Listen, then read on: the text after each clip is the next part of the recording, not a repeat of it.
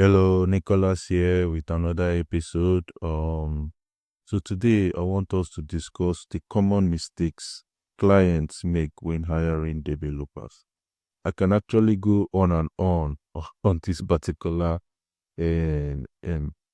audio because oh man, I've seen them make so many mistakes. It's actually unbelievable. And I'm going to start with the one that I think um pisses me off the most. They gradually go down. Nothing annoys me more than a client that actually does not know what he or she wants. You know, actually, somebody recently even brought this to me, and it's just frustrating. Something like, okay, design it and make it interactive for the users. What does that mean? Do you understand? Clients like that, from experience, I've always known you can never satisfy, you can never get it right with them because what they want, they can't even express it to you. So you that is developer, how then do you know what to do, right? So the number one thing I always inform clients is you have to know what you want and you have to be able to document it. You have to be able to write it down. It's not just about knowing what you want. Write it down so that it is something that other people can actually understand. The only reason of us having books is is because people can easily pick it up and understand it when reading it, right? So to me, this is the one that pisses me off the most. A client that does not know what they want and they want you to do the heavy load of thinking for them what they want. When you actually you're not in their head, so there is no way you'll be able to know what they want. No matter what you try to do, you will never be able to please them. And they can easily change.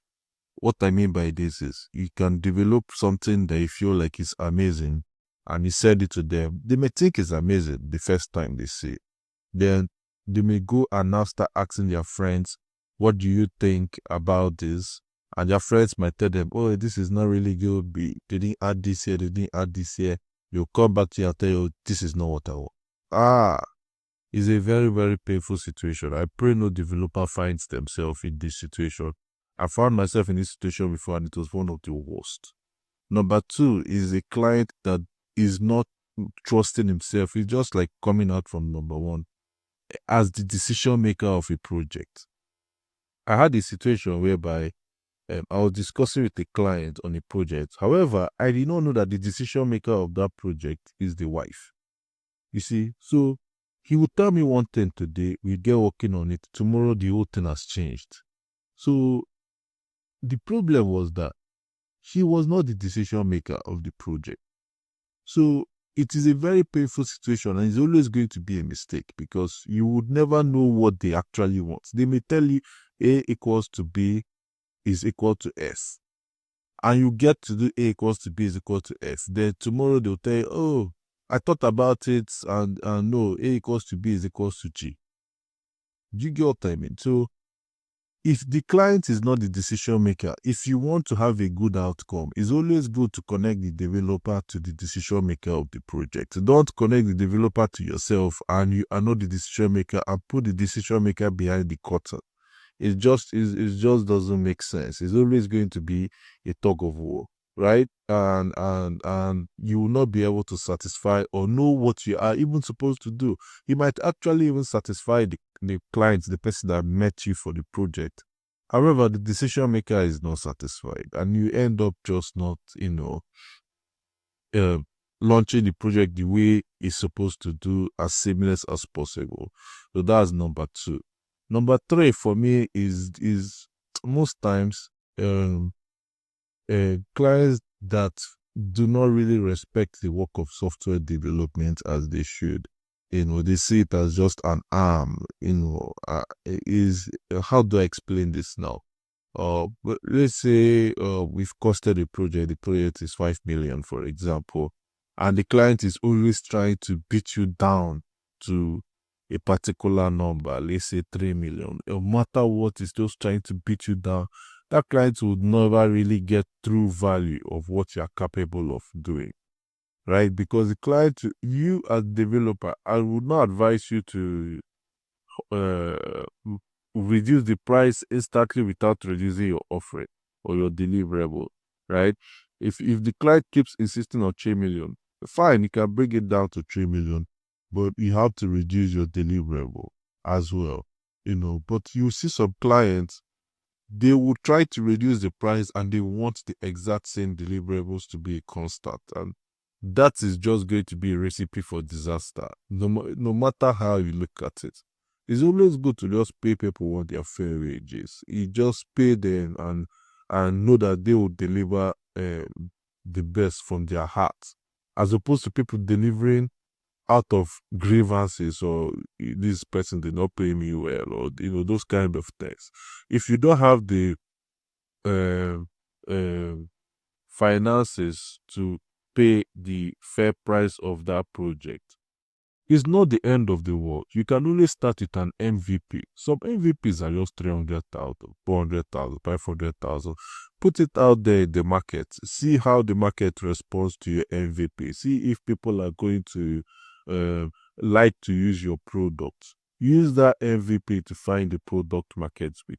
Then once you found the product market fit, you can now invest heavily in building all those infrastructures or all those features that you want to do. So, but you see some clients, they want to build everything at once. They want to make sure that everything is done.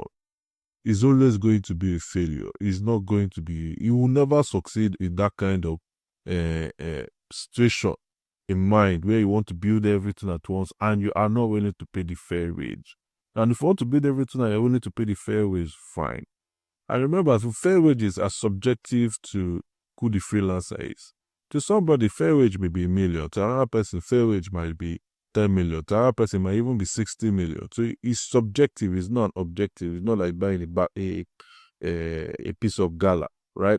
So if the fair wage to this developer, because sometimes they can be very stubborn, you will tell them, okay, fine, this is what I can charge for this project, and if you are not willing or comfortable to make that payment, feel free to check other software engineers. But they will not want to hear you about that. They will keep on pestering you to get it done at their rate, which sometimes I just feel like it's kind of bullying, right?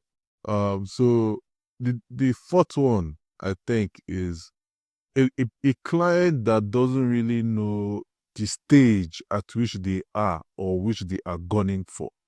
So let me explain this as well. Now, some clients, right, they are at the stage of MVP. They have the idea. They want to test the idea. They want to validate the idea, right? And the best thing to do to quickly validate the idea is to take your idea to a shop, like freelance agency, software engineering agency, a freelancer, somebody that can quickly launch that idea. And you can now market that idea quickly to see how it is people respond to that idea in the market, right? That is a stage. Now there's another stage. Another stage is when you validated this idea. The idea is working, people are paying, your found product market fit. It is not advisable to still run that project as a at the mercy of a freelancer or a software agency. The best thing to do is to build your team, right? Because most freelancers, once they get overwhelmed, your project will suffer. And to be honest with you, I've seen some very good ideas that because the client is too greedy or is too selfish or does not know that this stage is where I am at, or something that they could easily hire a team around. Yeah, UI UX person, front end person, back end person, set up a team that would manage it. They will still want the freelancer or the software agency to manage everything at a really discounted price. Not knowing that their entire business, you probably just leave it in the hands of one person. And that can be very risky. It's very dangerous. It does not make sense at all. But if you build a team around it, even if you want to keep the freelancer, you can ask the freelancer, okay, what section are you most capable with? If the freelancer is most capable with front end, or you'll do the front end, we'll get a UI UX person, we'll get a backend person, just to make sure that the project is not tied around an agency or one individual. I have when I was growing up in this freelancing business, right? I saw somebody that was making revenue of almost 300 million naira in a year. That's revenue. I hate when people say revenue without profit, but the truth is, I don't know what the profit is. But I saw it on their dashboard. And the person who is the client or the founder had a misunderstanding, a quarrel with the freelancer. It was the freelance agency. It's not like it's a one particular person, but he had a quarrel with the owner of the agency, right? And that was how that business just went under, like completely destroyed. It was no longer functional. So we have to bear that in mind. You need to make sure that as the business is going in stage two, take it away from the agency and build a team around it. It's going to be more expensive, but it's going to also be way, way more beneficial to you. So those are the four mistakes I have seen. All right. Thank you very much. Bye bye.